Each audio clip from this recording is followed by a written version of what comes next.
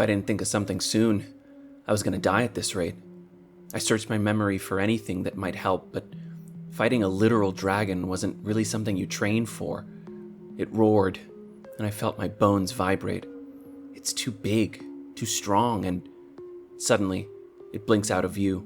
Too fast. I desperately fling myself toward the cave entrance, expecting it to follow me. But it just stands in the clearing, watching me. And as I walk backwards slowly, it turns around and sits down in the center of the clearing. Huh. Well, that's a first.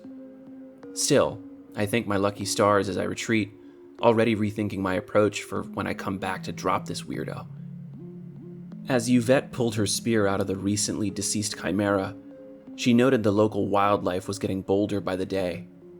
She looked down into a crater in the town square, and she didn't see much, but she heard everything.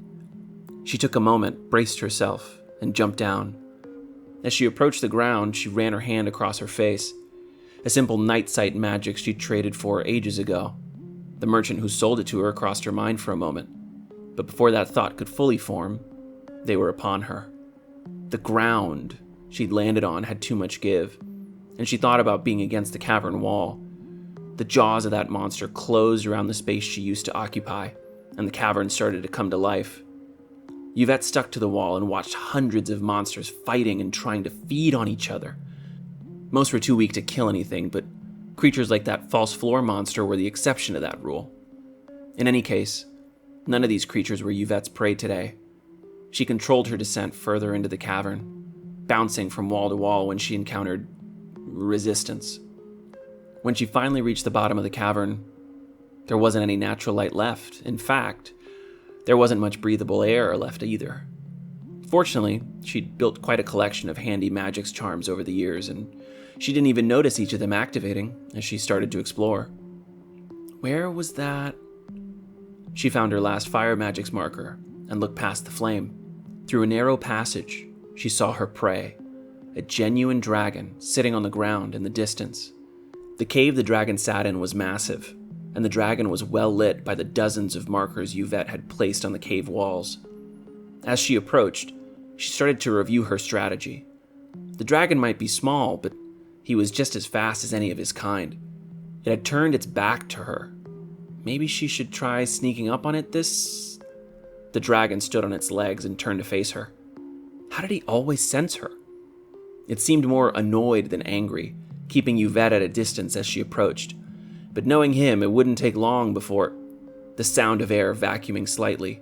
Yvette didn't have time to imagine a destination. She just layered herself in fire magics and was face to face with the monster.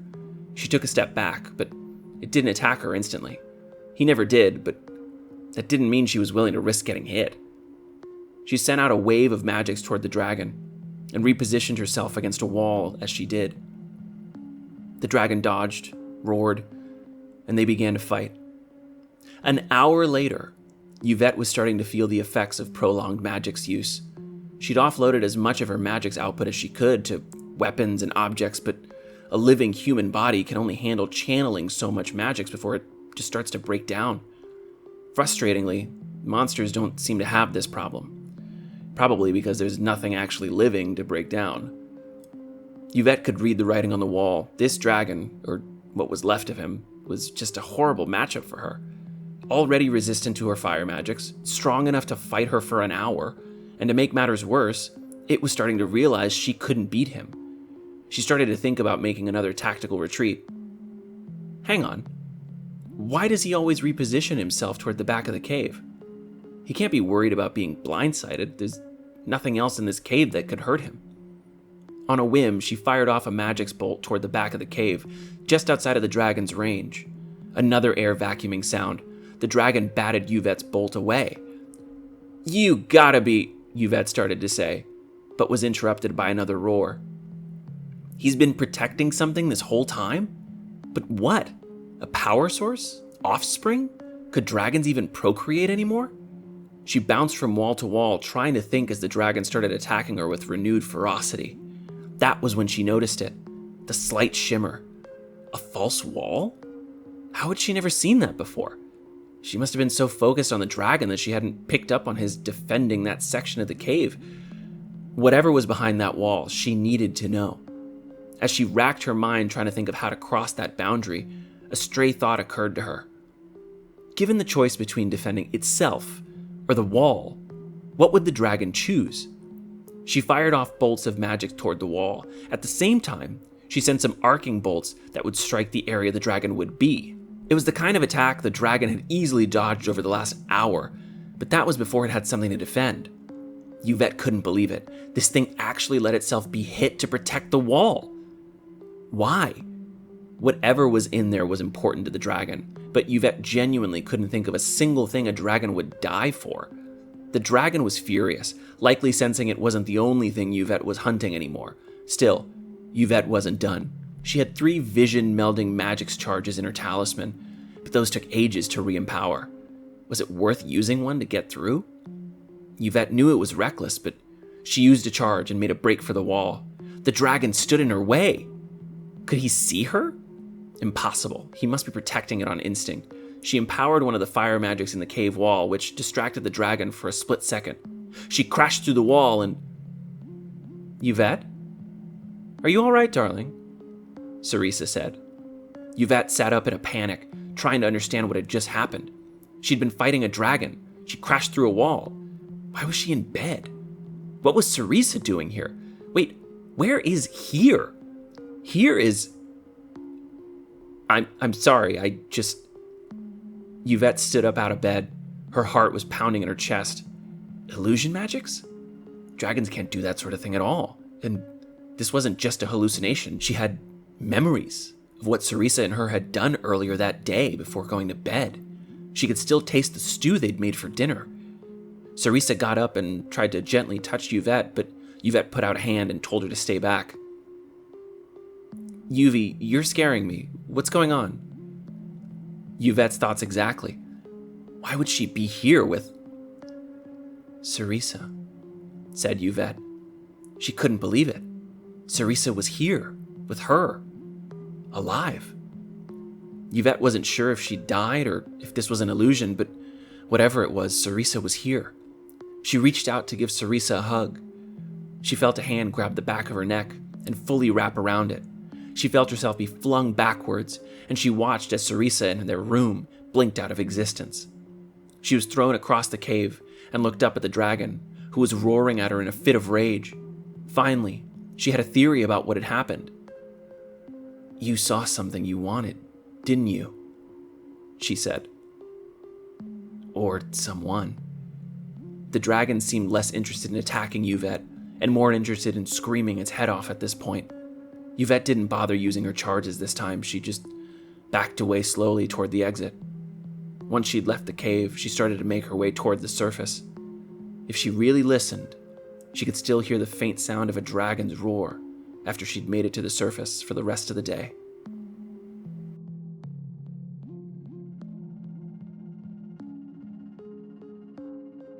Sir, you can't go in there, a young secretary yelled as I marched right past him. I'm sure he was right, I just didn't care. Magics is a nasty business, but it is still a business at the end of the day. And where there is power to be had, there will always be talented, desperate people pushing the boundaries of what can or should be done. People think that accountants are enforcers, imposing our mysterious rules on the rest of the world. In reality, magic's accounting is less about policing magics and more about studying it. Most of my colleagues spend their time reviewing research papers, analyzing where power concentrates throughout the world through the lens of first-hand reports. It can be an intellectually stimulating practice, and I've never had any issue with those folks. I understand why they do it. I'm just not sure they ever understood me. For the last 15 years, I've sought out the unusual, the math that doesn't add up. If I was asked why I worked in the field so much, I would say that magic's users are too complex to properly understand in a 500-word standard psych profile. I'd also point out that the average magic's user that I investigate is less of a danger to society than my colleagues would like to imagine. Make no mistake, I've seen monstrous things, and people. My fair share of violent magics users that would happily do something awful if it meant they would get what they wanted. But I'd argue that those were few and far between. At least I would have, until today. I walk into the owner's office and I'm immediately struck by the size of his office.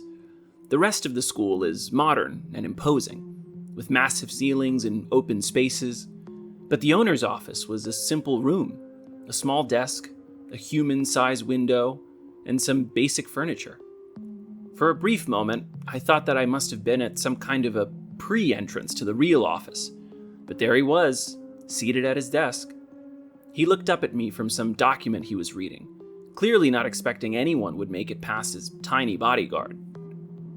"I need to speak to you, and it can't wait," I said, as the 20-year-old followed behind me. "Sir, I tried to tell him that..." The young man was finding the words to explain his resounding failure when the owner raised a hand to stop him. "That's all right, Genty. I'm sure the gentleman has a good reason for walking into my office and demanding things of me." He motioned for the boy to come to him, at which point the boy handed over the audience request form I'd filled out yesterday. As the owner started reviewing the form, he said, "That's enough, Cloudy. I'm not sure that'd be very polite, darling," without looking up. I had absolutely no idea what he was talking about until I looked up and nearly screamed. The snake seemed to be almost part of the walls of this room, and it was retracting from directly above me. Its mouth was closing, and its eyes glowed a fiery green as it continued watching me, fading away into a barely visible mist. I hadn't even considered that the room would have some kind of defense magics, which was incredibly reckless of me. What was wrong with me today? "I'm sorry, Mr. Bob, was it?" he said, and looked at me expectantly. We'd never officially met since I'd arrived at this school, so I gave him the same tired answer I'd given people for 40 years, frustration masquerading as wit. "It's a family name. Listen, you need to..." I started to say. But the owner raised a finger as he returned to scanning my form, pacing near his desk. Schools, like most instruments of power, were handed down through the generations, with a few gruesome exceptions. The Vine had historically functioned as a safe haven for misguided youth, taking in criminal magics users without a second thought. It was intended to be one of the premier reform institutions in the modern magics world, but that was a long-forgotten dream now. The school, once a beacon of meaningful rebellion and tradition challenging, was a now playground for students with highly unethical, dangerous magics ideas, all due to one simple rule. No student at the Vine can ever be forced to leave by anyone until their 18th birthday. Everyone is worth saving. The school's motto, etched above the entrance to every building on the campus. What started as a way to protect students during their reform had effectively turned the school into an untouchable haven for some of the most dangerous young minds alive today. Over the last 10 years, the school had spent a significant amount of time and energy positioning itself as an institution that took that issue seriously. It very publicly welcomed accountants into its inner fold, even granting one residence at the school to ensure full transparency. I'd signed on for the post a year ago, and I've regretted it for the last 11 months. The owner put down the form, sat on his desk, sighed, and said, "So, what? You're saying someone's running a siphoning ring at the school? I'm not sure that's..." I interrupted him because I had to. "Sir, respectfully, the majority of your school is siphoning magics from the majority..." I interrupted him because I had to. "Sir, respectfully, the majority of your school is siphoning magics from the neighboring townspeople, and you have to stop it." A pause. He tilted his head to the side and gave me a kind of miserable smile. "Mr. Bob, none of the neighboring towns have magics users.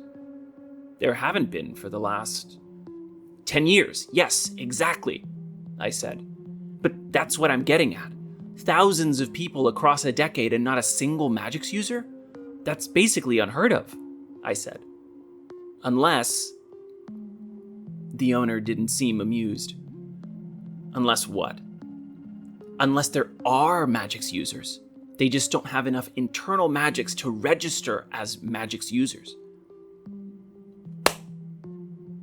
Unless there are Magix users.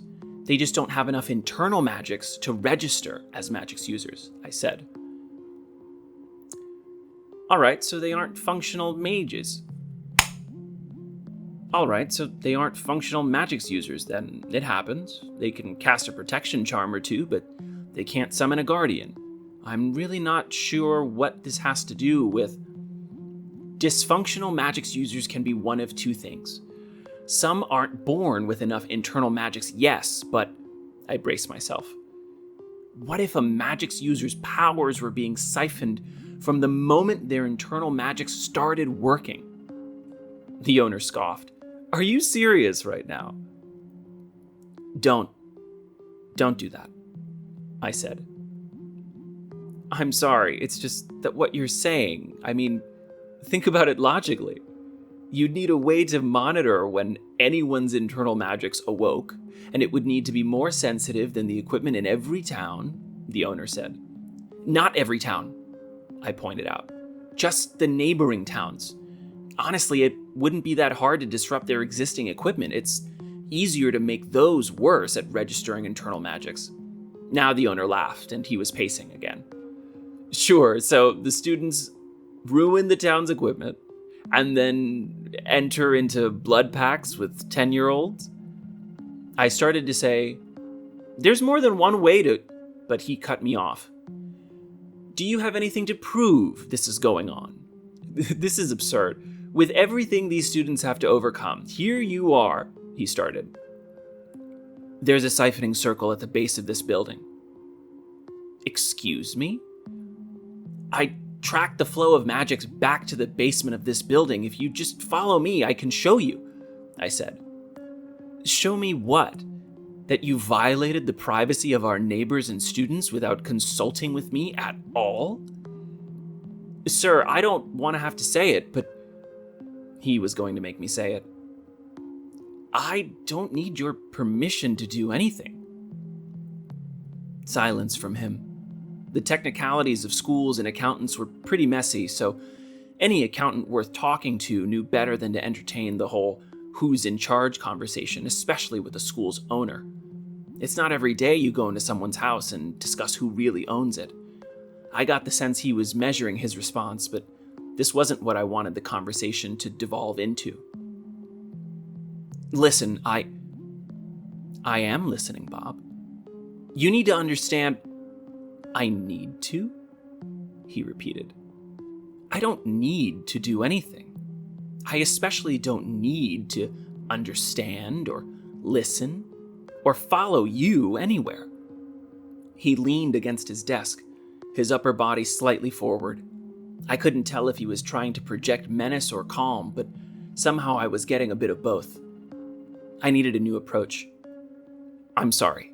I didn't mean to imply that you needed anything from me. A pause from the owner was about as much as I could hope for now, so I continued. I'll admit it, I'm desperate. But I went into ICTL today to audit their monitoring equipment, and I ran into this little girl. I haven't been able to get her out of my head, I said. She was skin and bones, and pale, she was just sitting down, but I could tell there was something wrong with her, I said. Yes, homelessness is very tragic, the owner started. It wasn't just that. I did a magic study on her, and she was bleeding magics like you wouldn't believe. I asked her if she was selling her siphon magics, and you know what she said to me? I didn't wait for an answer. She said, I've never done magics before, I said. She said, the town told her that she wasn't a magics user. Sir, I'm not sure how your students have done it, but I said. I know how they did it, the owner said, rubbing his temples. What a nightmare. The owner crossed his arms and sat at his desk, deep in thought. What would you need to do to stop this siphon? Like I said earlier, if we could just go downstairs together, I could... Bob, I'm not going anywhere near this, the owner said. I wasn't sure what he meant. What do you mean, you won't come see it? I said. That's exactly right. I won't come see it. My job is to champion this school, the owner said, sighing. Everyone is worth saving. You can't be serious. I mean, we're talking about hundreds of children that need our help, I said. Your help, Bob. I'm not going to stop you from doing something. I just can't help you directly. There are too many moving pieces with something like this, the owner said. Too many moving pieces. I almost couldn't believe what I was hearing. Objectively, he was right. The idea that an owner would actively defy the point of his own school was almost laughable. No single individual, not even a school's owner, was bigger than the school's purpose. His reasons for not wanting to get involved made perfect sense. They were also driving me insane. I stood there, trying to think my way through the problem. I couldn't bring any of my colleagues to the campus. A single accountant on a school's grounds was enough to make the student body hostile, but 3 or 5 accountants, we might as well bring 100 and play battle chants. I realized that I'd need time to think about my approach. I had no idea how many students were involved, what was actually waiting for me in the basement. I didn't even know how to properly stop the siphoning. But I had to do something. I thanked the owner for his time and walked out of his office. I was deep in thought as I walked out, so much so that I almost didn't look up in time to see the purple wave of magics headed straight for me. My instincts took over and I'd cast a protection ward over myself. It wasn't the densest, but it created a barrier between myself and any external magics. As the wave dissipated, I looked down the hallway to see 5 students standing about 10 yards away. The 20-year-old was huddled under his desk, and when I looked back towards the owner's door, I saw nothing but a blank wall. He might destroy the world someday, but I just don't care anymore. I'll never forget the first time I saw him. I hadn't eaten all day, and I'd popped into a local restaurant to pick up my usual order. There was a man sitting in the corner with his back to me. I remember thinking how strange it was to see other people here at this time. I spoke with the cashier and started to order when I saw the man stand up out of the corner of my eye. I looked over at him as he approached us, and he froze. I gave him an odd look and cautiously turned back to the cashier to keep ordering. The man tapped me on the shoulder, and I braced myself for anything. He asked me if I could see him, and I said that I could, confused by his question. He started crying. He said he'd been alone for so long that he couldn't believe it, and I took a slight step back. I was already having a rough day. The last thing I needed was someone who'd lost it, latching onto me. That was when the cashier asked me who I was talking to. It turns out that he wasn't crazy. Apparently, his signature magics let him peek through different possibilities, allowing him to observe both the reality where a decision is made and the reality where it wasn't. It all seemed simple enough, but somehow he'd gotten trapped in a place he called paradox, a kind of in-between place, as he put it. He'd been trapped there for a few months and was starting to lose hope when we met.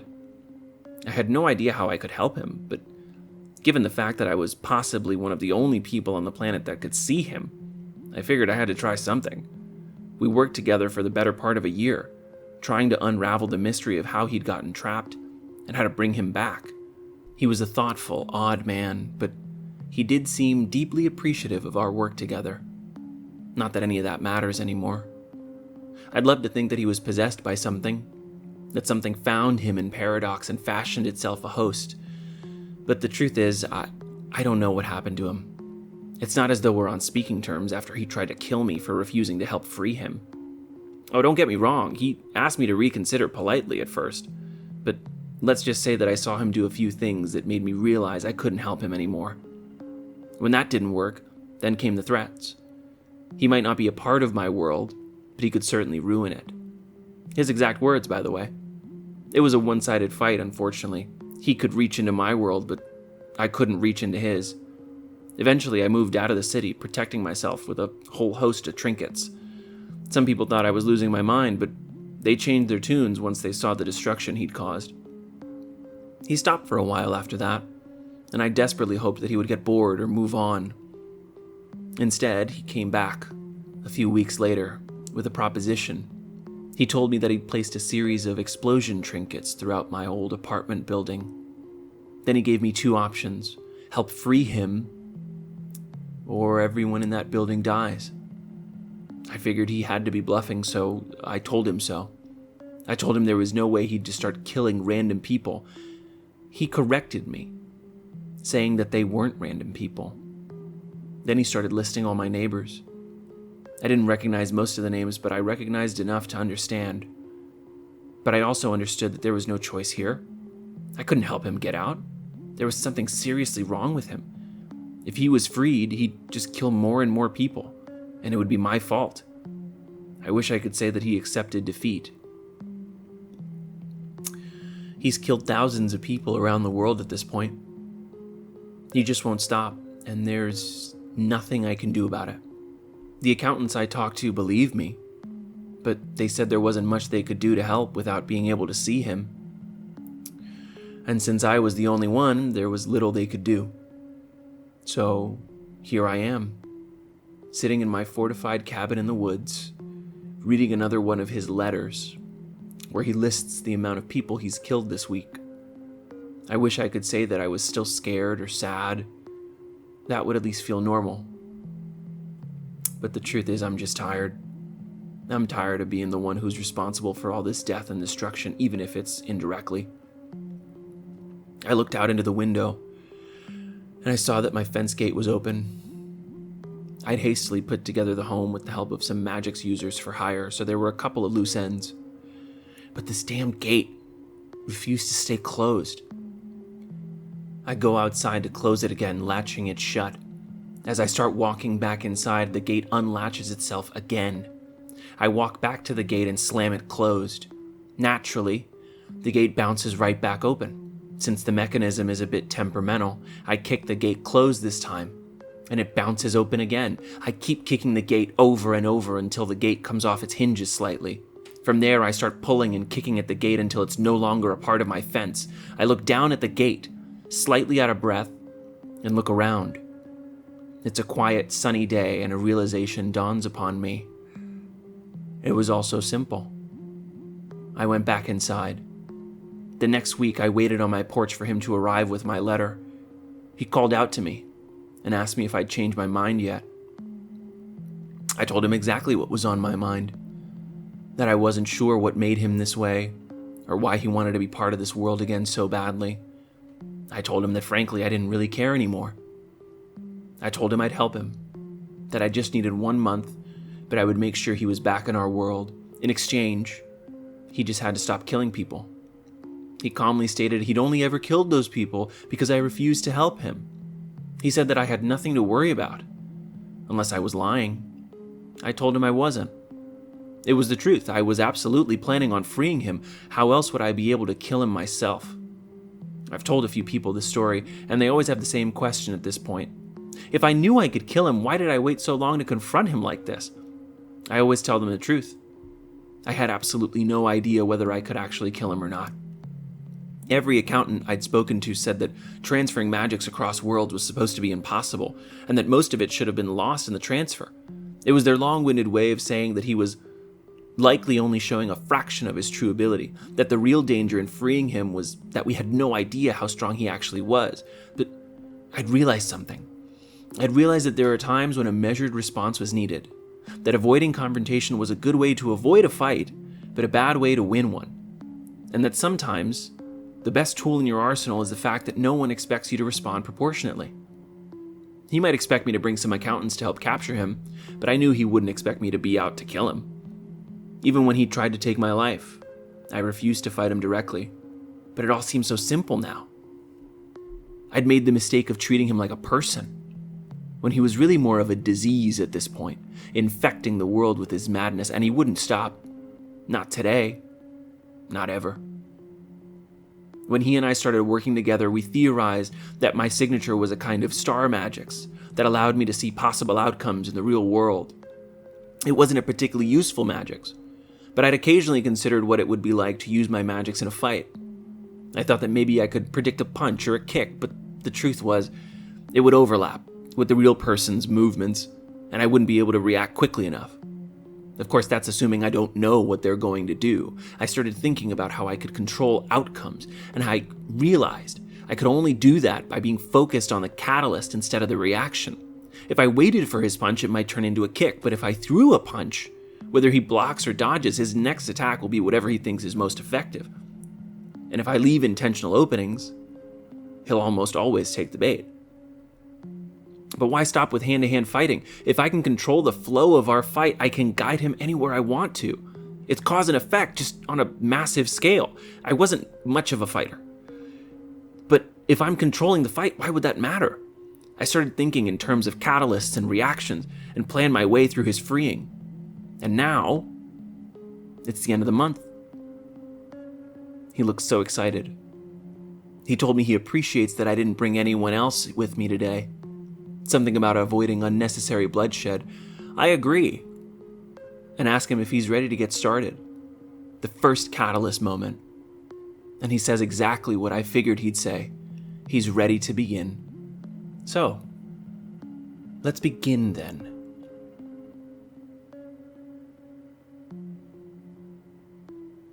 Every inch of my new body screams in agony. My gray skin keeps cracking and healing over and over. I can't stop hurting. I try to whine, but I howl instead. Something is wrong. No, everything is wrong. What's happening to me? Me. I am. Richter is a good dog. Richter knew his family for a long time. The big human, the human with long hair, and the small human. The first two humans barked at each other a lot. They did not bark at Richter like old family, but Richter could feel when they were not happy, and it was most of the day. No, that's not me. I don't understand. Why won't it stop? Please. I said please. I want to hurt everything and everyone. Why won't anyone help me? Who is doing this? I want... Richter didn't understand why the human with long hair was gone. Richter was sad, but the big human was more sad. He would not move a lot, and he did not want to play with Richter. That was okay, because Richter could play with the small human. Sister, I need to move. It hurts, but Sister needs help to be safe. Think it hurts because I'm angry because the big human started to come home when the sun was coming up. So Richter slept next to small human because the house was scary at night. One night, big human stayed home and sat, which he did not do a lot anymore. Richter was laying down with the family when someone knocked on the door. Richter barked because no one should be so close to our space, but big human went to look. There was a loud noise. The big human fell down. Richter was scared, but he kept barking because he was a good dog. Humans opened the door and came inside. Richter did not like this, so Richter bit one of the humans very hard because they were not supposed to be inside family space. Richter felt a lot of pain, but he did not let go because the humans were making the pain, and that was not good. Richter felt more pain and wanted the hurt to stop, so Richter let go and turned away. Richter was going to run away, but Richter heard small human whining, so Richter started to go to her. Richter saw one of the humans from outside pick up small human, and small human started whining louder. Richter started to run to bite other human, but could not bite them because everything went dark. Oh, I didn't realize they made wolves this small, a big dog said. Richter looked around and could see that he was in a different place. Richter could not smell home or humans or things, so Richter started to bark. "You're a little old to still be barking, aren't you?" Big Dog said, but Richter did not understand. "Well, that doesn't really matter anymore. Come along now, little wolf. There's a lot for us to cover," and Big Dog said, but Richter growled. Richter whined. Richter barked and looked behind. Everything new was in front, so family was behind maybe. Big Dog tilted her head when she looked at me. "You poor thing. There's nothing for you back there. You must sense that by now." Richter was barking more now. Family was there. Richter was here. This is not where Richter should be. "You want to go back to your family?" said Big Dog. Family. Richter heard sound before, so Richter barked at that sound. "My goodness, I haven't seen anyone cling to life like this since..." Big Dog get close, but Richter was not afraid. Richter felt like Big Dog was family, so Big Dog could be close. If I was going to help you, you'd need to know what you were sacrificing. Let me try something," said Big Dog, and she leaned her head onto Richter's head. Richter did not understand what Big Dog was saying, but when Big Dog touched Richter, Richter knew things. In front of Richter was good feelings, every day. Would see and feel happy things, and everything was good. Behind Richter was family, some good things. Richter could try to find family, but good feelings place would go away, and Richter could not find it again. Richter liked feeling good and good things, but Richter's family was most good. Richter was busy. He had to find them. The Big Dog took a few steps back and said, "I see. It sounds like you've made your choice. You're very brave to be making such a sacrifice. Your family is lucky to have you." Richter barked and started to turn backwards. "But you're no good to them as you are, little wolf. The world behind you is monstrous. That lovely light of yours will fade all the same, and you'll have nothing to show for it." Richter cocked Richter's head. Big Dog seemed sad. And then, Big Dog was not sad. "Monstrous. Wouldn't that be interesting?" said Big Dog. Richter was not understanding again. "Would you let me help you, little one? You're giving up quite a lot. It only seems fair that you get something rather significant in return." Richter did not understand, but was feeling a good, happy feeling from Big Dog. It felt like warm hugs small human would give at night. Richter barked twice. "Wonderful. I'm a bit limited with the gifts I can give you, but I'll do my best," said Big Dog. Everything in front of Richter was going fuzzy, but Richter was not scared. "It was such a pleasant surprise to meet you, little wolf. Be well. I hope you're able to save that family of yours," said Big Dog. Richter tried to bark, but everything was too fuzzy to make sounds now. The pain had been overwhelming when I first woke up, but it was mostly a dull ache now. I don't know what the wolf did to me, but everything just felt off, like I wasn't supposed to be here, in this body. I looked around the house. I was alive, and Father was not alive. I stood up and looked for any signs of Sister, but she must have been taken by the others. As I stepped outside, I almost hit my head on the doorway. I saw my reflection in a window, and my skin looked metallic? I could almost make out a faint blue mist radiating off of me, but it was hard to see in the darkness. I was taller and bigger than Father had been. My mouth looked bigger, filled with big teeth. I felt like I was so angry, but I knew what I had to do. Find Sister.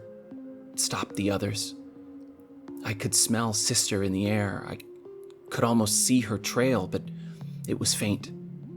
It didn't matter. I would find her. Walking on two legs felt strange, and I wasn't particularly fast, so I dropped on all fours and meant to start following the scent. I was halfway down the street before I realized what I was doing. I definitely felt like I could run fast before, but this... The wolf. She said something about gifts. Maybe all of this was one of them? I hadn't really given what she'd said much thought. I was just now realizing that I was calling myself I now, which seemed obvious. Was that the gift she'd given me? Common sense? As I raced down the streets of the city, I suddenly had an idea. If I could see scent trails, I could probably see where the path ended up with a high enough vantage point. I leapt up a nearby tower a few stories at a time, and when I reached the top, I saw it all. The path was winding, but I could see where the scent was strongest. A small building about 5 miles away. I howled and jumped down from the tower. As I dropped toward the ground, I dug a claw into the side of the tower to control my fall and took off toward the small building. I knew that time was not on my side. Predators tend to kill their prey once they've brought it home, but the scent was pumping out of the building in even intervals, so Sister was alive when I had looked from the tower.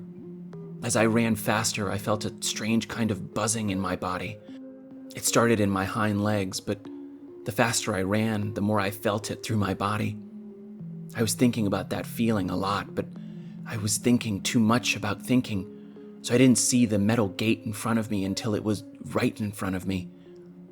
I could have jumped over it, but I was angry it was there, or was I angry I had missed it? I'm not sure this thinking thing is for me. Flex. I wasn't sure where the thought had come from, but I tried flexing as I ran toward the gate. I felt that buzz intensify, and I went straight through the gate. I guess that was another one of the wolf's gifts. I almost started to wonder what else she'd done to me before I remembered. I almost missed that gate by thinking too much. I was closing the distance between myself and the building. I could think about thinking later. Right now, I had to keep everything simple. A wolf made me a good hunter. I'm looking for my sister. My name is Richter, and I am a good dog. As I fired on one of the twitching bodies, Brock spoke up. Was this too easy? How do you mean? I said, scanning the room for any additional threats. They're a violent street gang, but nothing here was reinforced? I don't even think the front door was locked. Brock had always been paranoid, but I wasn't following his logic. Meaning what? I said, keeping an eye on the rest of our pack. I mean, it's not impossible that this could be I heard a gunshot in the distance.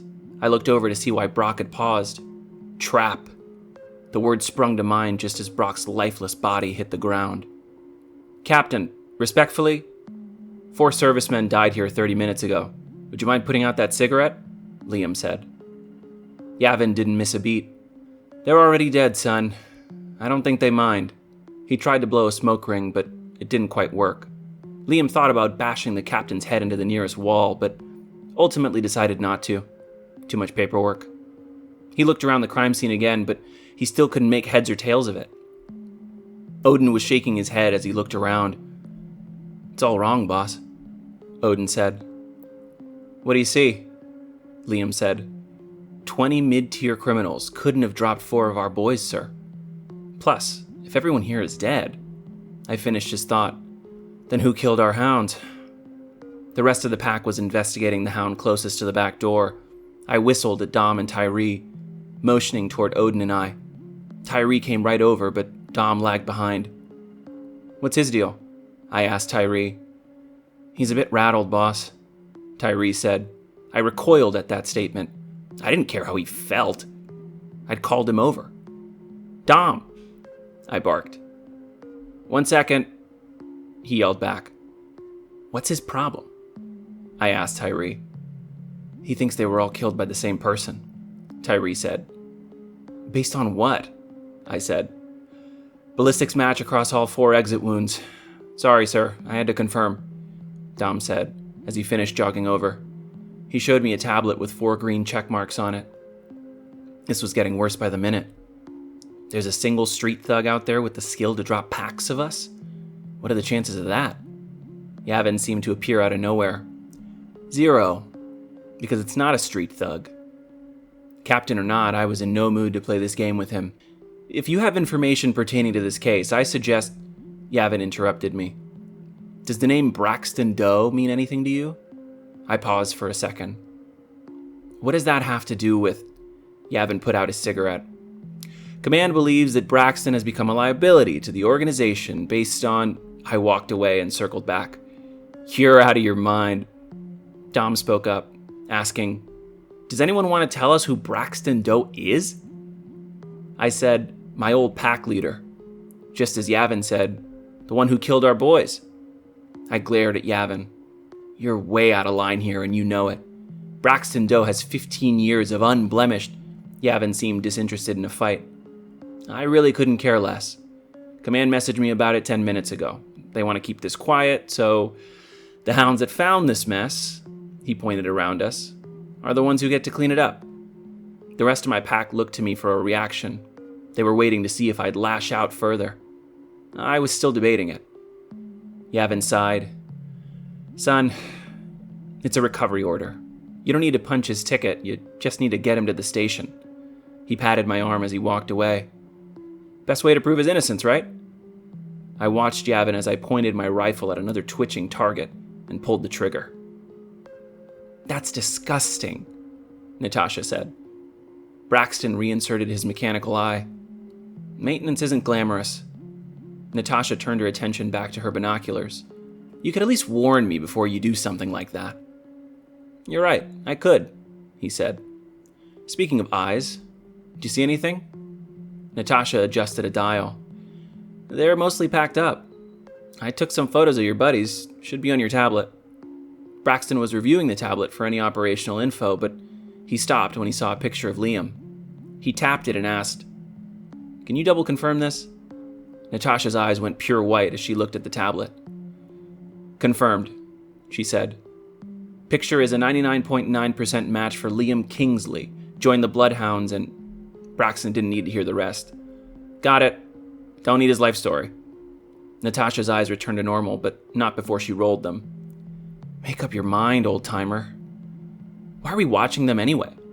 Braxton zoomed in on the photo of Liam. He softly chuckled at how much older he seemed. We're watching them because, with a little bit of luck, he stood up and dusted himself off. They'll lead us right to my target.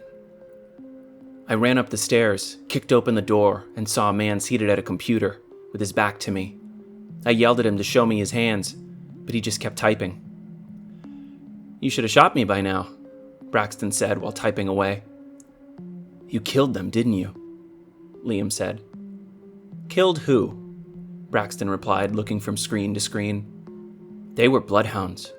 How could you possibly justify something like that? I reminded myself to keep breathing. I was getting too tense. I don't have to justify anything to you, pup, Braxton said, never breaking eye contact with the screens. I shot out one of the 3 screens he was working on. Impulsive. Stupid. My pack would be here in less than a minute after that. I doubt they'll be interested in interrogating Braxton like this. I'm not going to ask you again. Show me your hands, I said. Just a sec, Braxton mumbled under his breath, doing some more rapid typing. This isn't a negotiate... Darkness. I was blind, which didn't make sense since I could see in the dark.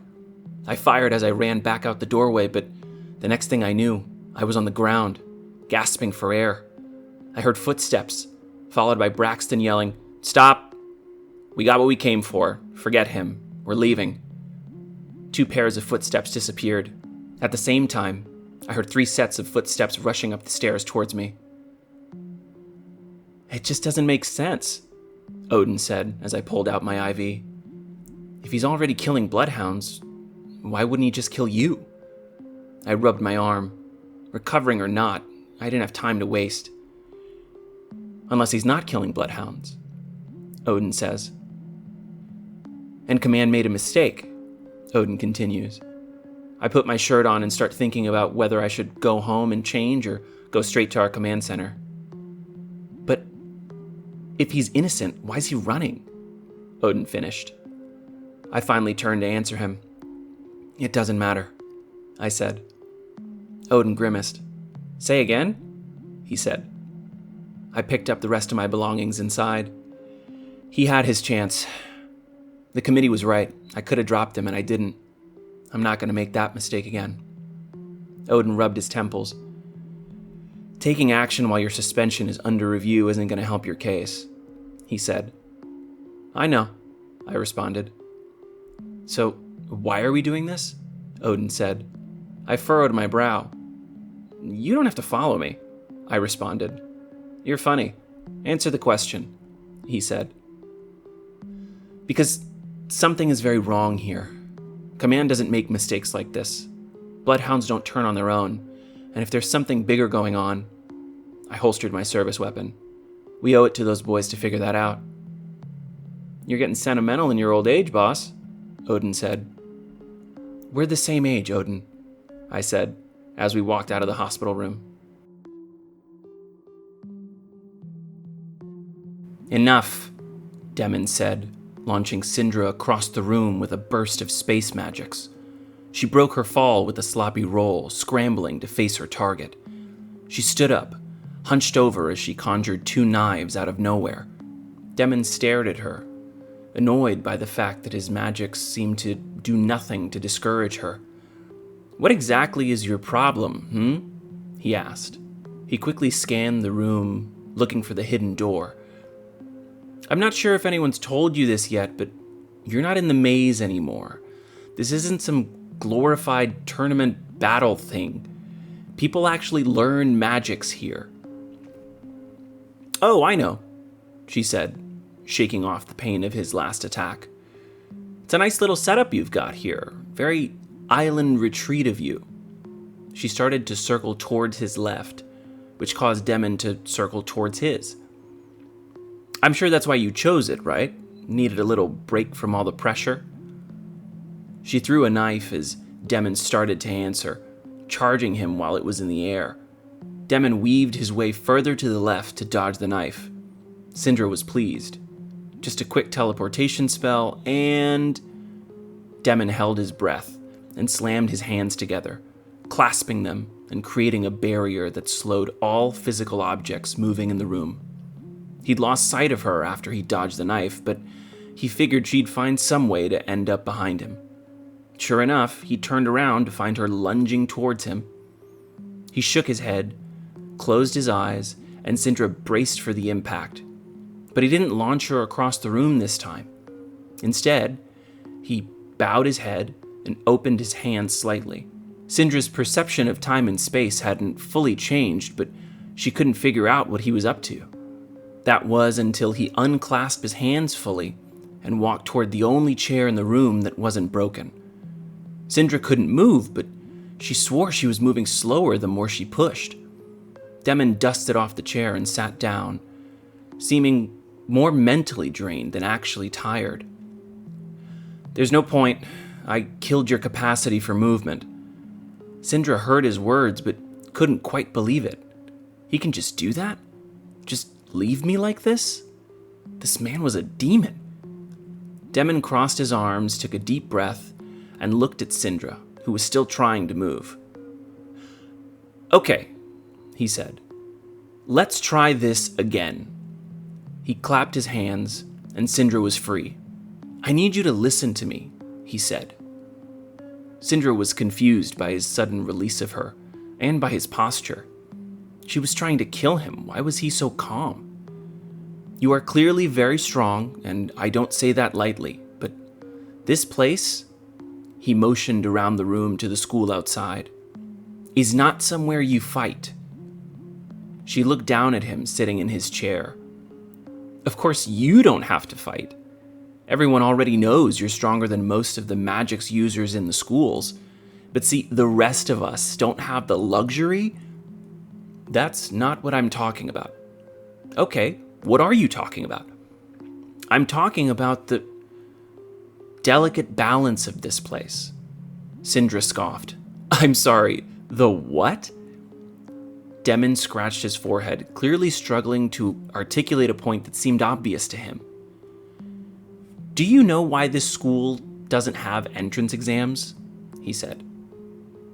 Because everyone here is just going through the motions? No, Demon said. They don't have entrance exams because they don't want to know how strong we are. They don't want anyone to. So what? Okay, why do you think that is? This was pointless, Sindra thought to herself. Was he out of mana? He must be stalling. She started to wind up to throw her second knife when she noticed she couldn't move quickly. She'd meant to reach for her third knife, but her arm moved in slow motion. So that's why he was so relaxed. His magics put some kind of limit on her movement speed. Hilarious. She sighed and said, I have no idea. Humor me, he said. What the? I just told you, I don't know. Demon got up and walked over to the window behind him, bracing against the wall. All right, do you want to hear my theory? Not really. They don't want to know how strong we are because they don't care. Sindra let out a single laugh before she realized she'd done it. That's a good one. I'm serious. Oh, I'm sure you are, she said. She realized she could walk, so she started pacing the room as well, trying to figure out how to deactivate his magics. Was it distance-related? Time-related? I'm sure most prestigious magic schools care very little about bringing in heavy hitters like you. I gave them a fake name, he said. The fact that you actually believe you could fool this place with something that simple is ridiculous, she said. Is it any more ridiculous than you thinking that you could kill me?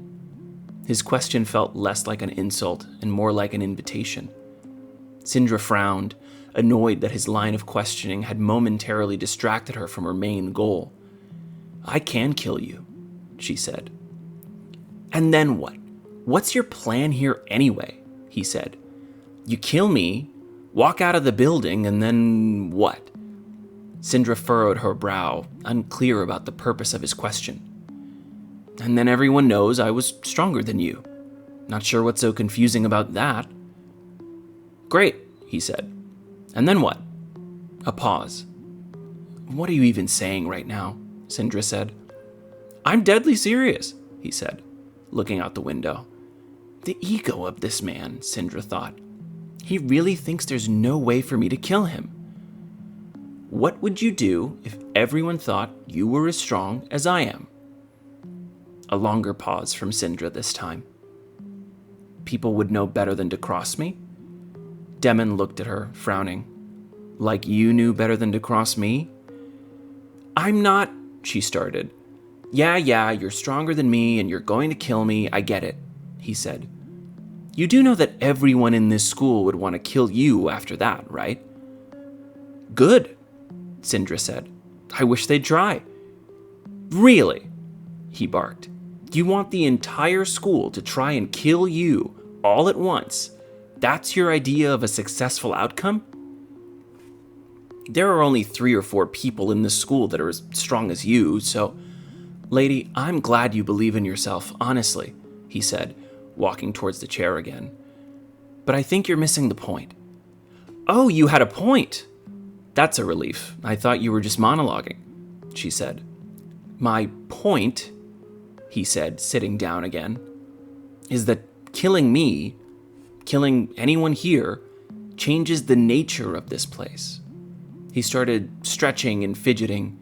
He almost seemed nervous to Sindra. All right, let me try this another way. What do you think the point of schooling is? Oh, wow. Could you be any more of a cliche? Sindra said. The powerful magics user that thinks that there's more to life than being strong. There is, he said. His shoulders sagged slightly. He lowered his voice a bit and said, Here's the thing. I'm talking about a race to the bottom.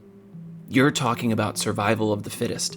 And meanwhile, we are surrounded by some of the best magics users you'll ever meet. Can I be honest? He said. Is your plan to bore me to death? She said. You aren't a good fit for this school, he said. This isn't a slaughterhouse like the maze, and you need to understand. Syndra's hand finally reached the magic's displacer she'd brought with her. She figured it'd be useful to get past Demon's defenses, but she'd had no idea just how useful it would be. Demon watched in shock as Syndra started to move at normal speed. His mind immediately started working through the possibilities. Did she have help? Someone who could dispel Hex magics? She hadn't revealed her signature yet. Was it speed-related? No, his signature didn't impact speed directly, so... Of course, as Demon tried to understand the unimaginable, Syndra was hard at work making the most of the situation. She threw a round orb at Demon as she made a mad dash for the door behind her. Demon had trained with some of the Gauntlet's most talented combat mages, and his instincts were relatively sharp when it came to fighting. When people asked about his ability, he always gave the same answer. I'm no Michael the Blade, but I can handle myself. Unfortunately for Demon, he had left the Gauntlet only a few months into his stay there. He claimed his desire for exploration was why he left, which was a lie. Had he stayed for just one more week, he would have learned something that every combat mage learns in their first year of study. Demon had never learned that there was nearly no overlap between the skills needed to fight a fighter and the skills needed to survive an assassination attempt, which is why when presented with the scenario in front of him, he was blinded by a high-stress physiological response known as tunnel vision. When he saw Syndra headed for the door, he made the standard combat deduction. Syndra was running away, and despite wanting nothing to do with this fight, his mind was still in combat mode, which is why he started to follow her after dodging the orb she threw. Since he still hadn't achieved his victory, his mind was focused on a single thought. He had to stop her, since there was a good chance she was just creating space to attack him again. Demon saw a faint shimmer out of the corner of his eye. He realized what had happened in a split second and launched himself backwards to avoid the trap Syndra had set while he dodged the orb. He started wondering how she was able to set that trap so quickly, but he was too distracted by the pain of having his right leg blown off to finish that thought. You see, Demon had made this mistake because while he was fighting to win, Syndra was fighting to take his life. And because she was willing to do anything, to anyone, for this victory, she had a significant advantage. She was willing to do things that the average fighter wouldn't do, use weapons that the average fighter wouldn't carry. It's the reason he hadn't looked back at the orb on the ground after it fell on the ground harmlessly, because what kind of a magics user would carry an antique delayed release explosive? Syndra looked through the smoke and debris left from her improvised explosive to see Demon writhing on the floor in what could only be described as agony. She smiled, breathed a sigh of relief, and slowly walked towards her target. You know what I can't get over? She started. She had to admit, her victory lap was a bit harder to enjoy with him screaming his head off, but she'd do her best. The fact that you and all your little Magic's friends actually think that this place exists solely for you, the target screamed. Let me tell you something, buddy. Schools are not a place where we all hold hands together and gather around the campfire and put our differences aside. You are in my way. It's as simple as that. The target wailed. You get to go on and do whatever you want. You have all the power, all the magics that anyone could ever ask for. And you're seriously going to sit there and tell me to just take it easy. Beating people like you is the only way for someone like me to do anything here. Demon cried. None of you even know what it's like. Do you even know what it's like for the rest of us? Most magics users are fighting for their lives out there, every day. And now I'm the bad guy for beating you at the game you people invented? I didn't ask for this. Demon wasn't feeling very talkative, which is why Syndra was surprised to hear someone say, Sure you did. Syndra looked around, trying to find where the voice had come from. In a flash, she realized what must have happened, and threw another knife at Demon. The knife bounced off a green shell that had materialized around him. No! She yelled, rushing towards her target, but it was already too late. Once that barrier was around Demon, no amount of slashing or stabbing would be able to break through. You chose to come here. This school doesn't invite anyone, which means you wanted to be here. Sindra could tell that the voice was coming from all directions, which meant it was just thought projection magics. And there were only 3 people with thought projection magics that strong in the school, and only one person with that skill and a signature healing magic spell. Demon's partner, Anka, walked through the door behind Sindra. She seemed more disgusted than angry, although whether Anka felt that way about Sindra, Demon, or herself was impossible to say. And now you want to whine that it's not fair because, what, there are people stronger than you? Is this your first time out of the house or something? Anka crossed her arms and stared at Sindra. That's not what... Please, do us both a favor. Don't talk to me. There is no part of me that's interested in your response. Can we go now?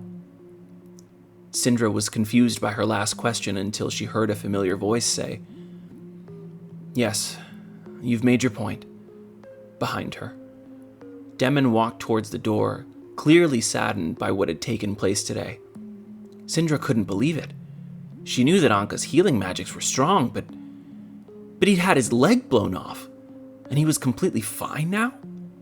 How was that even possible? She turned to stop him, only to hear a unified, "Don't," from both of them. She had a feeling that if she moved, one, or both of them, would kill her instantly. She was frankly surprised they weren't trying to kill her now. Instead, she just stood there and watched her target get to the door. At the doorway, Demon turned around and looked at Sindra, struggling to find the right words. "I'm sorry things turned out this way," Demon said. "I know you hate us, but please know that I don't hate you." "Demon," Anka said sharply, just out of view. "Yeah," Demon responded, and walked out of sight. Sindra waited until she couldn't hear their footsteps anymore before she collapsed to the ground. She took 4 shallow breaths, increasing in depth and intensity. She slammed her hand into the floor once, which hurt. She took 4 deep breaths, looked around the room, got up from the ground, and walked towards the doorway.